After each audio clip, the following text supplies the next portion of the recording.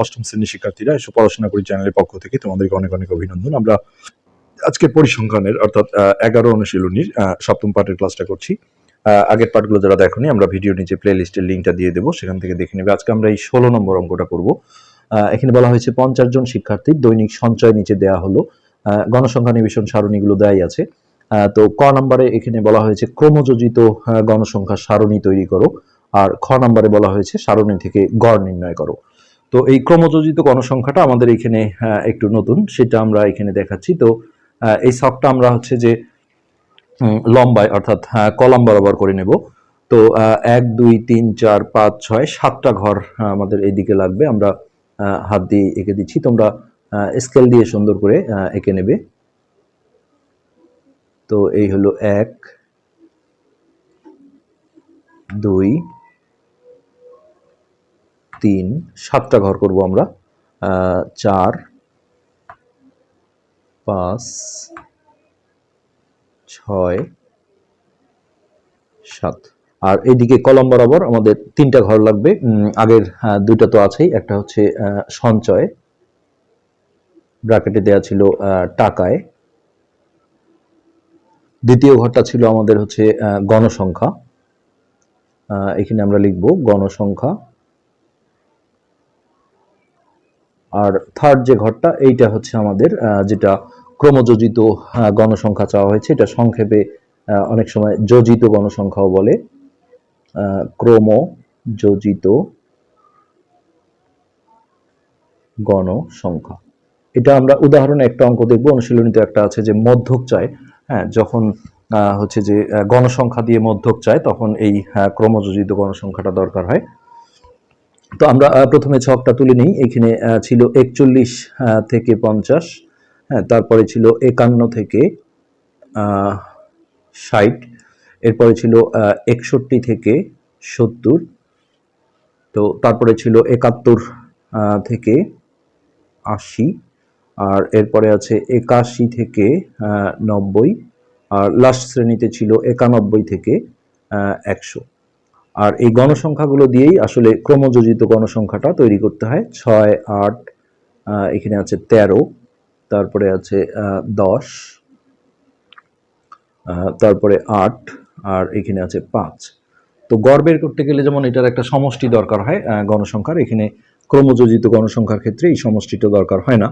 হ্যাঁ, তো তার এই ক্রমযোজিত বের করার সিস্টেম যেটা, গণসংখ্যার প্রথম ঘরে যেটা আছে এটা এখানেই থাকবে, তারপরে এইটার সাথে এটা যোগ করে এখানে বসাতে হয়। 8 আর 6 যোগ করলে হচ্ছে 14, তারপর এই দুটো যোগ করে এখানে বসাতে হয়। তো 4 আর 3 7, 1 আর 1 2, তারপর এইটা আর এইটা যোগ করে এখানে বসাতে হয়। 27 আর 10 হচ্ছে 37, 37 আর 8 38 39 40 41 42 43 44 45, আর লাস্টে হচ্ছে এই 45 আর 5 যোগ করে এখানে অর্থাৎ 50। আর এখানে একটা সুন্দর শুদ্ধি পরীক্ষা আছে। গণসংখ্যার যেটা টোটাল, এটা আমাদের টোটাল এখানেই দেখো উপরে বলা আছে 50 জন, সো এটা টোটাল 50ই আসবে। গণসংখ্যার যেটা মোট সেটা ক্রমযোজিতর শেষ ঘরে আসবে, তাহলে তোমরা বুঝতে পারবে যে তোমাদের ক্রমযোজিত গণসংখ্যাটা ঠিক আছে। নেক্সট, এটা আমাদের কয়ের উত্তর হয়ে গেল। আর ক্ষয় হচ্ছে এই সারণী থেকে গড় চাওয়া হয়েছে। তো গড়ের সময় আমাদের এই ক্রমযোজিতর দরকার হয় না, এখানে আমাদের আবারও সেই 7টা ঘর করে নিতে হচ্ছে। 1 2 3 4 5 6 7। সৃজনশীলে যদিও ক খ গ থাকে, আসলে এই সৃজনশীলটা ক আর খ দেয়া হয়েছে। তো গড়ের জন্য আমাদের হচ্ছে প্রথমে এই সঞ্চয় টাকা এটা থাকবেই, গণসংখ্যা এটাও লাগবে, শ্রেণীর মধ্যমান একটা লাগবে, 4টা কলাম 4টা ঘর লাগে, আর এখানে এফআই এক্সআই। হ্যাঁ, তো আমরা আগের মতোই সেই ছকটা আগে তুলে নিই। সঞ্চয়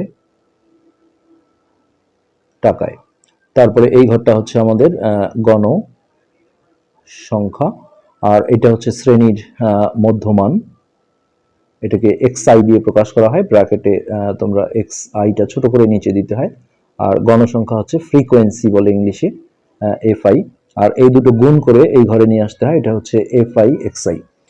তো ওই আগের ছকটা আমরা তুলে নিচ্ছি। 41 থেকে 50, এখানে গণসংখ্যা ছিল আমাদের 6, তারপরে 51 থেকে 60, এখানে গণসংখ্যা ছিল 8, এরপরে হচ্ছে 61 থেকে 70, এখানে গণসংখ্যা ছিল 13, তারপরে 71 থেকে 80, এখানে গণসংখ্যা ছিল 10।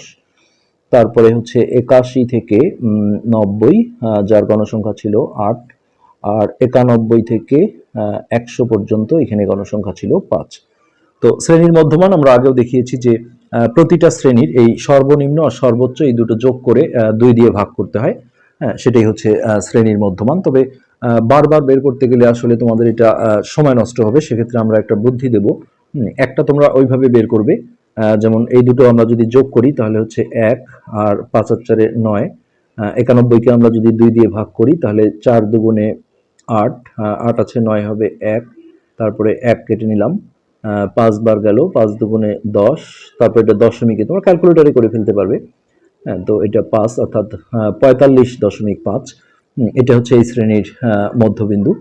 তো এইখানে শ্রেণী ব্যবধান যত থাকে, যেমন এখানে তোমরা জানো 41 হাতের এইখানে ধরতে হয়, 41, 42, 43, 44, 45, 46, 47, 48, 49, 50। যদি 5-এর ব্যবধান হয় তাহলে 5 5 করে যোগ করবে, আর যদি 10-এর ব্যবধান হয়, যত ব্যবধান হবে তত করে যোগ করলেই এটা হয়ে যায়। না হলে বারবার এই দুটো যোগ করে 2 দিয়ে ভাগ, এই দুটো যোগ করে 2 দিয়ে ভাগ, এইভাবে করতে হবে। তো 0.5টা থেকেই যাবে। এর সাথে আমরা যদি 10 যোগ করি তাহলে 55.5। এর সাথে 10 যোগ করলে 65.5। আবারও যদি 10 যোগ করি তাহলে 75.5। এর সাথে 10 যোগ করলে হবে 85.5। আর এর সাথে 10 যোগ করলে হবে 95.5। আর বারবার কিন্তু এই দুটো যোগ করে 2 দিয়ে ভাগ, এইভাবে বের করলেও জিনিসটা একই আসবে। এরপর এই দুটো গুণ করে এখানে বসাতে হবে। এফ আই এক্স আই মানে হচ্ছে এই গণসংখ্যা আর এই এক্স আই মধ্যমান, এই দুটার গুণফল। তো এগুলো আসলে ক্যালকুলেটারই তোমরা গুণ করে নেবে, আমরা আগে করে রেখেছি, এখান থেকে আমরা বসিয়ে দিচ্ছি। তো এটা হবে 273। তারপরে এই দুটো গুণ করে হবে 444। তারপর এটা আর এটা গুণ করে এটা হবে 851.5। এটা আর এটা গুণ করে হবে 755। নেক্সট হচ্ছে এই এটা আর এটা গুণ করে এখানে আসবে হচ্ছে 684। এই দুটো গুণ করে এখানে হবে হচ্ছে 477.5। তো গড় বের করতে গেলে এই এফ আই এক্স আই এর সমষ্টিটা দরকার হয় মোট। এটাও তোমরা ক্যালকুলেটরে যোগ করে ফেলবে। আর এখানে গণসংখ্যার মোটটা লাগবে, এটা অঙ্কে বলাও ছিল 50। তারপরে ওটা যোগ করে দেখা গেছে যে এটা আসলে 85 আসে, 50। কিন্তু এই মধ্যমানের কোনো যোগ করতে হয় না। তো এফ আই এক্স আই গুলো যোগ করলে, এটা আমরা আগে করে রেখেছি, এটা ক্যালকুলেটরে যোগ করলে হবে 3485।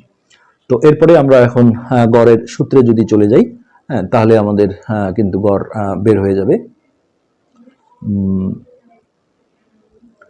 তো এখানে আমরা জানি দিয়ে জাস্ট গড়ের সূত্রটা লিখে ফেলবো। আমরা জানি গড় সমান, তোমাদের বইয়ে যেমন এই সামেশন চিহ্নটা ছিল, তোমরা এটা ইউজ করতে পারো, অথবা সমষ্টি কথাটা লিখলেও হবে। হ্যাঁ, এখানে আমরা লিখবো যে এফ আই এক্স আই এর সমষ্টি, এটা আমাদের গড়ের সূত্র। এফ আই এক্স আই এর সমষ্টি ভাগ হচ্ছে মোট গণসংখ্যা, মোট গণসংখ্যা। তো এইটা হলো আমাদের এফ আই এক্স আই এর সমষ্টি 3485, আর মোট গণসংখ্যা হচ্ছে আমাদের এখানে 50। তো এইটা আমরা যদি সিম্পলি ক্যালকুলেটরে ভাগ করে দিই তাহলে আমাদের যেটা রেজাল্ট আসবে সেটা হচ্ছে 69.7। আর গড়ের কিন্তু একক আছে, সেই হিসেবে এটা আসলে টাকা লিখে দেওয়া উচিত। এটাই আমাদের খ নাম্বারের অ্যান্সার। তো এটাই ছিল আমাদের মূলত আজকের পার্টের আলোচ্য বিষয়। তোমরা আগের পার্টগুলো আমাদের এই ভিডিওর নিচে ডেসক্রিপশন বক্সে প্লেলিস্টে লিঙ্কটা পেয়ে যাবে। ধন্যবাদ।